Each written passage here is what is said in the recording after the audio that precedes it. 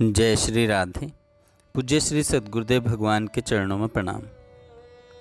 परम पूज्य श्री भाई जी के जीवन के कुछ संस्मरण। संत श्री सुदर्शन सिंह चक्र जी कहते हैं, कल्याण के प्रधान संपादक श्री हनुमान प्रसाद जी पोद्दार लोगों में भाई जी नाम से प्रसिद्ध थे और सचमुच वे सभी के भाई, स्नेहशील भाई थे। मुझे तो निजी अग्रज का स्नेह उन्होंने दे रखा था। श्री भाई जी के साथ मेरा संपर्क बहुत पुराना है और वर्षों से मैं उनके पास रह रहा हूँ। इस संपर्क में मैंने उन्हें जो देखा और जाना है, उस विषय में कुछ कहने से पूर्व मुझे एक दो बातें दूसरी कहनी हैं। मैंने संतों महापुरुषों की बहुत सी जीवनियाँ देखी और पढ़ी हैं, किंतु श्री चैतन्य चरितावली को छोड़कर शेष से मुझे प्रायः निराशा ही मिली है। महापुरुषों की जीवनियों के लेखकों ने प्रायः महापुरुष की महापुरुषता को गौण कर दिया है और महत्व जिन चमत्कार को दिया है वे महापुरुष के जीवन में भी महत्वहीन होते हैं और साधक के लिए भी व्यर्थ हैं। बचपन से ही मुझे सिद्धियों चमत्कारों के होने घटने में विश्वास रहा है, किंतु उनसे वितृष्णा रही है। अनेक प्रख्यात सिद्ध मिले भी, किंतु सिद्धियों के प्रति कौतूहल ही नहीं जागा। महापुरुषता क्या है? यह है क्लेश की आत्यंतिक निवृत्ति। अविद्या, अस्मिता, राग, द्वेष और अभिनिवेश, ये 5 क्लेश हैं। इनमें से अविद्या निवृत्त हुई या नहीं, यह स्वसंवेद्य है, इसे कोई दूसरा जान नहीं सकता। अभिनिवेश अर्थात शरीर को ही सब कुछ मानना, यह साधारण साधक में भी नहीं होता। अतः दूसरे के लिए अस्मिता अर्थात सम्मान, सुयश, पद प्रतिष्ठा की वासना और राग द्वेष देखना ही संभव है, और ये जिसमें न दिखे वही महापुरुष है। महापुरुष के जीवन में यह देखा जाना चाहिए कि वह राग द्वेष से कितना ऊपर है, कितना सहिष्णु है, कितना निरपेक्ष है, सर्वत्र भगवत भाव उसमें कितना है। साथ ही उसके संग से, उसकी प्रेरणा से लोगों में कितने सद्गुण, कितना भगवत भाव आया और कितने दुर्गुण छूटे। चमत्कार ही देने हों तो वे किसी महापुरुष की जीवनी के परिशिष्ट मात्र हो सकते हैं। सहस्त्रों लोग श्री भाई जी द्वारा लाभान्वित हुए हैं और उनके संपर्क में रहे हैं। सबको वे अपने लगे। उनके संबंध में बहुत अधिक गहराई में जाकर कुछ कहने की स्थिति मेरी नहीं है। मुझ जैसे व्यक्ति को भी अपना लेना, सह लेना और उसे निर्बाध स्नेह देते रहना, यह मुझे श्री भाई जी की महापुरुषता का सबसे बड़ा प्रमाण लगता है। क्योंकि स्वभाव से ही मैं रुक्ष, उद्धत और जो मन में आए उचित या अनुचित सो कर बैठने वाला था।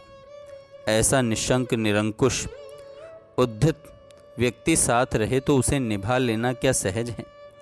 पर श्री भाई जी ने मुझे निभाया है। कुछ उदाहरण देख लें। एक सज्जन मुझसे बहुत रुष्ट हो गए। उनका रोष उचित था। श्री भाई जी को उन्होंने पत्र लिखे। वे लिखते गए, जो भी लिख सकते थे लिखा। उन्हें क्या पता कि वे पत्र लिखकर कुएं में डाल रहे हैं।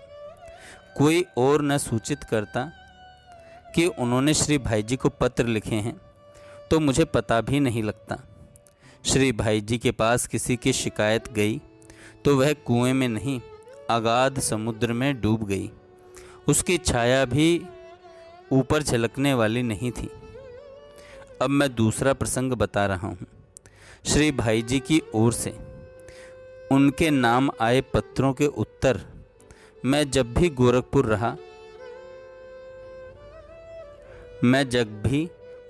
रहा प्रायः देता रहा था।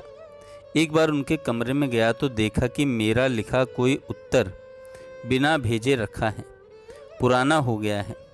तब पता लगा कि किसी का लिखा कोई उत्तर या दूसरा कोई काम श्री भाई जी को ठीक नहीं लगता था तो वे स्वयं लिखते थे, किंतु जिससे त्रुटि हुई है उसे कुछ बताते नहीं थे। उनका कहना था इससे उन्हें दुख होगा। बहुत पहले की बात है। घर में लौकी का साग बना। श्री भाई जी को पहले भोजन कराने को बैठाया गया। उन्होंने अचानक कहा, साग बहुत अच्छा बना है, मैं साग ही खाऊंगा, सारा मुझे दे दो। लौकी का जितना साग बना था सब वे खा गए। श्री भाई जी की पत्नी जब उनकी थाली में भोजन करने बैठी तो देखा जहाँ लौकी का साग पड़ा था वहाँ पड़ा भात कड़वा हो गया था। तब कहीं पता लगा कि साग कड़वी लौकी का बन गया था। पूछने पर श्री भाई जी ने भाभी जी से कहा, मैं तो चाहता था कि महाराजिन को दुख न हो, किंतु तुमने बतलाकर मेरा उद्देश्य ही नष्ट कर दिया। उन दिनों गीता वाटिका में बिजली नहीं थी। मैं दूर कुटिया में सो गया था। अचानक सावित्री, श्री भाई जी की सुपुत्री, ने आकर जगाया। बाबूजी मानते नहीं हैं। बाबूजी यहाँ पर पूज्य श्री भाई जी को कहा गया है।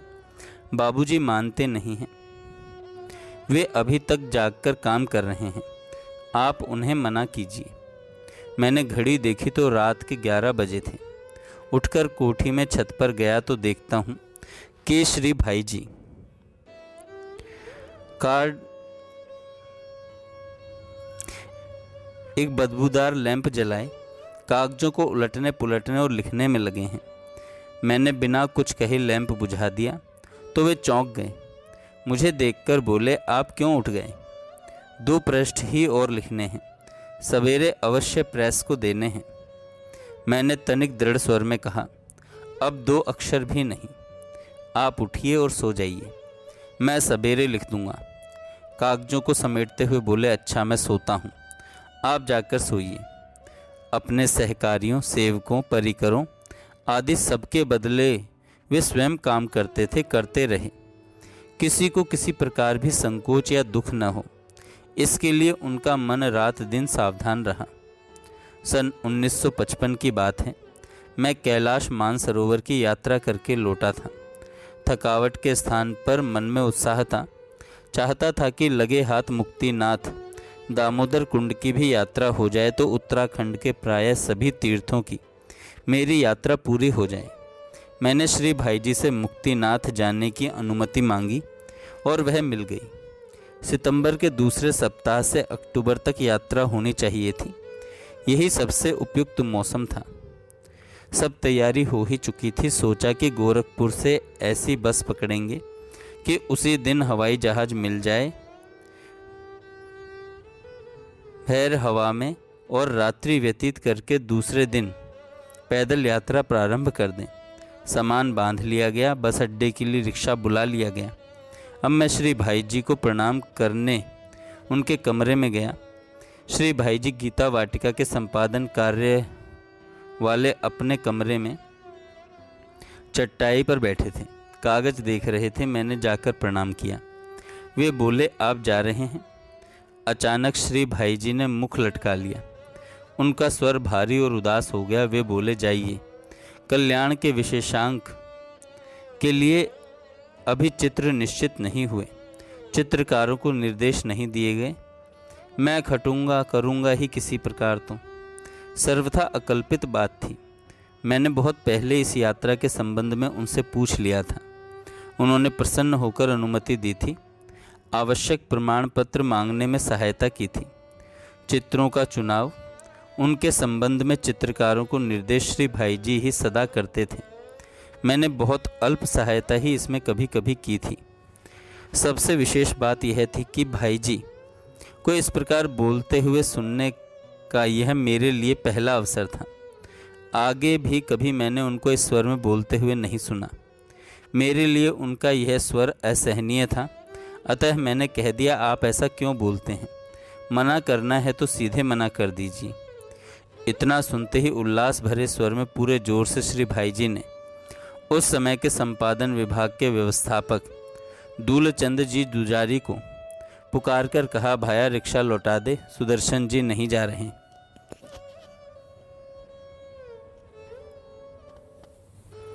सुदर्शन जी नहीं जा रहे हैं। अब मेरे कहने को कुछ नहीं रह गया था। मैं चुपचाप उठाया, रिक्शा लौट गया, बिस्तर खोल दिया गया। मन में कुछ दुख भी हुआ ही। दूसरे दिन मैं अपने नित्य कर्म से निवृत्त हुआ ही था कि श्री भाई जी मेरे कमरे के द्वार पर आ खड़े हुए और बोले, सुदर्शन जी, बड़ी दुर्घटना हो गई। मैंने पूछा, क्या हुआ? उन्होंने बताया, अभी जिलाधीश का फ़ोन आया था। उन्होंने पूछा था कि आपके यहाँ से जो मुक्तिनाथ जाने वाले थे वे कल गए या नहीं। मैंने कह दिया, नहीं गए। उन्होंने बतलाया कि कल जाने वाला हवाई जहाज़ दुर्घटनाग्रस्त हो गया, उसके सब यात्री मर गए। पीछे समाचार पत्र में छपा कि आंधी तूफान और भयानक ओलावृष्टि से हवाई जहाज़ तो नष्ट हुआ ही, वह मोटर मार्ग की सड़क भी कई मील तक टूट गई। 15-20 दिन से पहले मार्ग के खुलने की संभावना नहीं रही थी।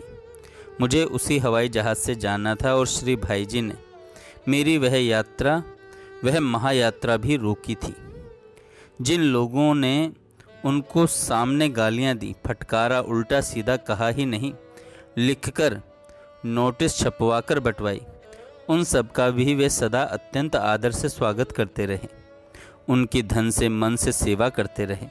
सब में भगवान, सब रूपों में भगवान, यही उनका मुख्य उद्देश्य, उपदेश, मुख्य प्रेरणा, मुख्य जीवन व्रत था। स्वयं भगवन्मय, जगत को भगवन्मय देखने वाले और कर्म मात्र को भगवत सेवा समझकर करने वाले ऐसे महापुरुष श्री भाई जी का मुझे स्नेह संपर्क मिला। यह मेरा बहुत बड़ा सौभाग्य था।